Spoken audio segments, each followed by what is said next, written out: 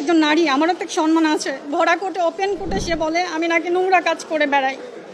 তাহলে আমার প্রশ্ন আপনাদের কাছে, সে কি আমার সাথে গেছে? সে একজন বিচারক হয়ে কেন আমাকে এই নোংরা কথাগুলো বলল? সে আমাকে এই নোংরা কথা বলে শুধু আমাকে অপমান করেনি, পুরো নারী জাতিকে সে অপমান করেছে। আমি তো একটা ধর্ষণের বিচার চাইতে গেছি, এটাই আমার মহা অন্যায় হয়েছে তাদের কাছে। আসসালামু আলাইকুম। আমি একজন ভিকটিম।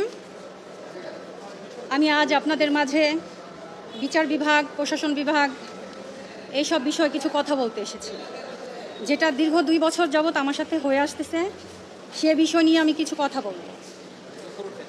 আমি 2024 সালের এপ্রিল মাসের 4 তারিখে নারী শিশু 8 কোর্টে একটি ধর্ষণ মামলা দায়ের করি।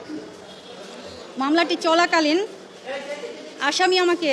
ধর্ষণ আসামি আমাকে 3 বার হত্যা করার চেষ্টা করে। যথেষ্ট পরিমাণ প্রমাণ থাকা সত্ত্বেও আমি সেই আসামি